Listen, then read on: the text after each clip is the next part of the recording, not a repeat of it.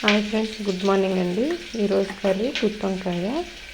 అల్లం వెల్లుల్లి ధనియాలు అయితే మిక్సీ జార్లో వేసేసి ఉంచాను.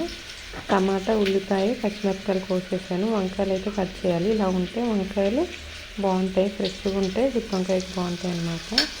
ఆయిల్ వేసి పచ్చిమిర్చి ఉల్లిపాయ మగ్గిస్తున్నాను. టమాటా కూడా ఇందులో వేసి మగ్గిచ్చేస్తాను. ఇది మొత్తం పేస్ట్ పట్టుకుంటే గ్రేవీ బాగుంటుంది. ఇవైతే మగ్గుతున్నాయండి. ఈలోపు వంకాయలు కట్ చేయలేదు కదా, వంకాయలు అయితే కట్ చేస్తాను అన్నమాట.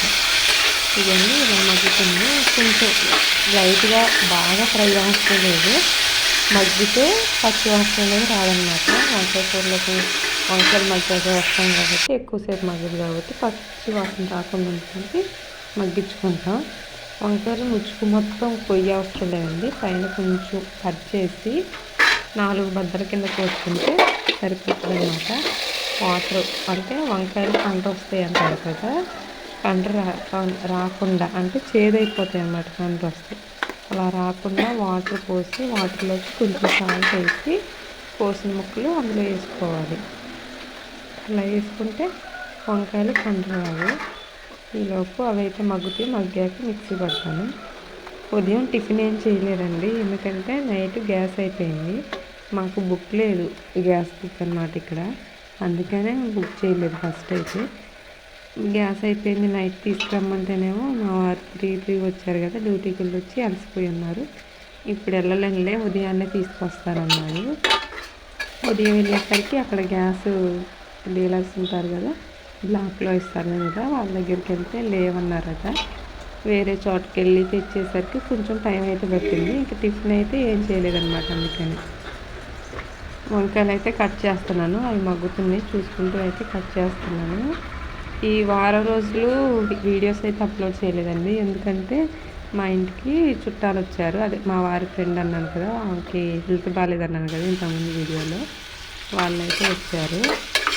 ఇవి మగ్గినాయండి. ఇప్పుడైతే ఈ మిక్సీ జార్లోకి తీసేస్తాను. తీసేసి వంకాయలు అయితే కొంచెం మగ్గిస్తాను. మిక్సీ జార్లోకి కూడా తీసేసాను. ఇప్పుడు అందులో కొంచెం ఆయిల్ వేసి యాలకులు దాల్చిన చెక్క వేస్తాను. వేసాక ఆలోపు వంకాయలు ఆయిల్ హీట్ ఎక్కేలోపు వంకాయలు కట్ చేస్తాను. ఆయిల్ పోసేస్తున్నాను. అయితే చెప్పాను కదా, మా వారి ఫ్రెండ్ వాళ్ళ వైఫ్కి బాగాలేదని వచ్చి వెళ్ళారని, వాళ్ళైతే వచ్చారు. సీరియస్ అయిందనేసి వచ్చారు. ఇక్కడ హాస్పిటల్లో చూపించుకున్నారు. తను బాగా భయపడుతుంది అనమాట, ఏదో అయిపోతుంది ఏమైపోద్దు అన్నట్టు. తనకి ఏ ప్రాబ్లం లేదు, ఏంటంటే గ్యాస్ ప్రాబ్లం ఒక్కటే ఉంది. గ్యాస్ ప్రాబ్లమే, అంత ఇబ్బంది ఏం కాదు. కాకపోతే తను బాలింత కదా, బాలింత అవ్వటం వల్ల హెవీగా బాగా ఇబ్బంది అయిపోతుంది. బాలింత అవ్వటం నీరసంగా ఉంటుంది కదా డెలివరీ అయ్యాక.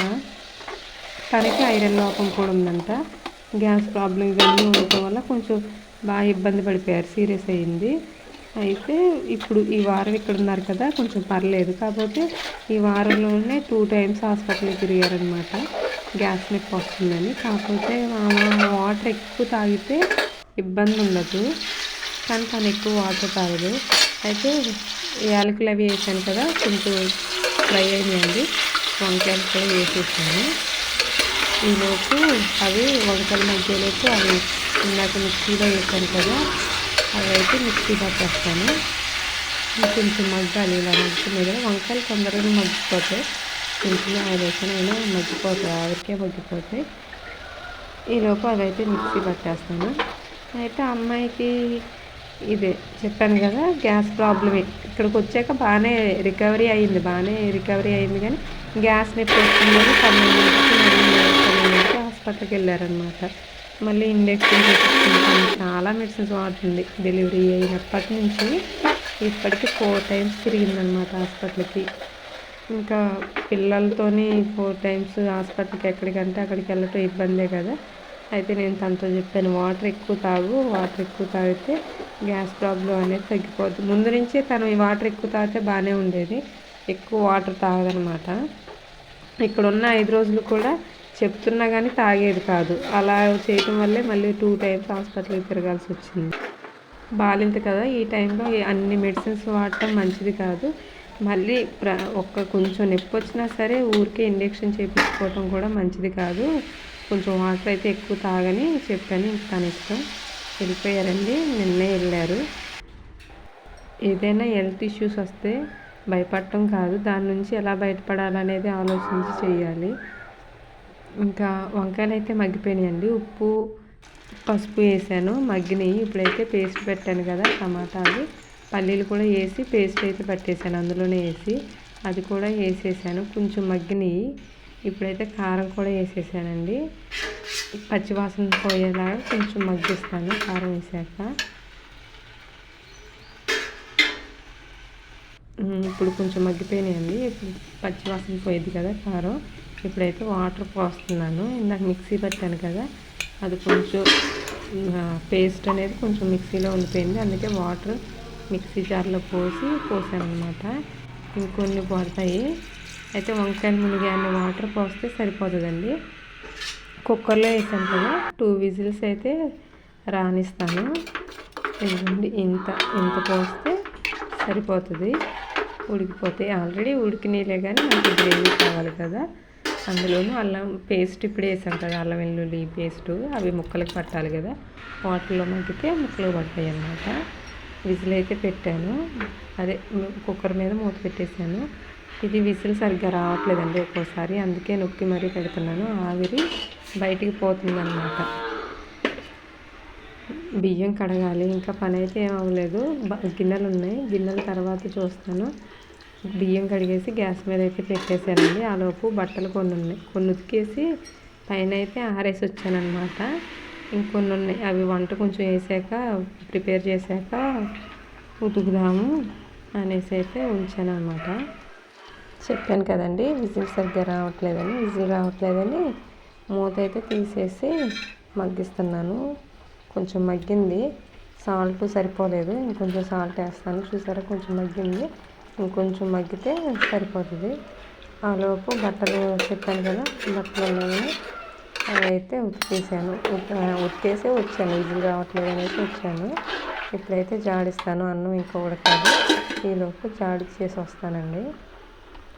జాడిచ్చేసాను, ఇప్పుడైతే ఇంకా ఆరేసేస్తాను అన్నమాట. ఇందాక గేట్ దగ్గర ఆరేసాను ఫస్ట్ ఉడికినది, అవి తీసేసి వేస్తాను. అక్కడ తొందరగా ఆరుతాయి, మబ్బుగా ఉంది కదా, తొందరగా ఆరుతాయి. పల్సటి దుప్పట్లే ఆరుతాయి.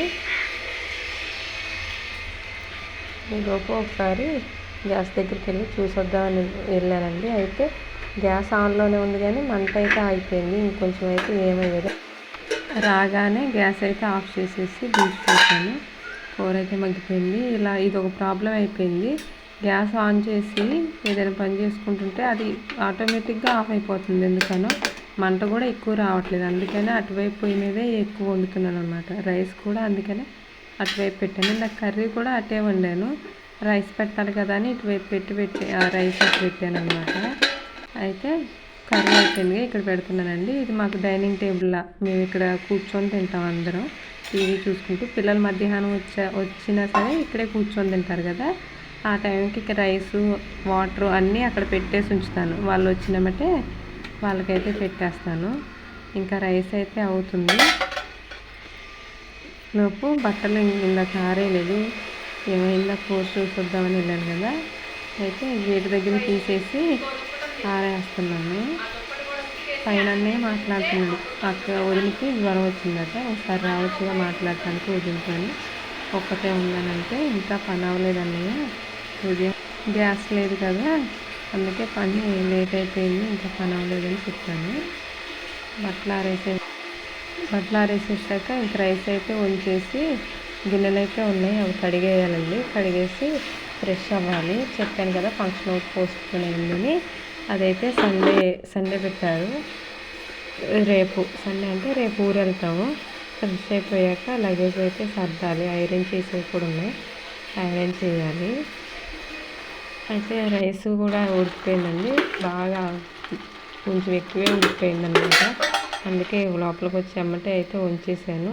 మూత పెట్టను, ఎందుకంటే ఎక్కువ ఉడికింది కదా, మూత పెట్టను. కాసేపు మూత తీసేసి ఉమ్మగిల్లిస్తాను. మూత పెడితే ఆవిరికి ఇంకా మెత్తపడిపోయిద్ది. Thank you for watching, bye bye.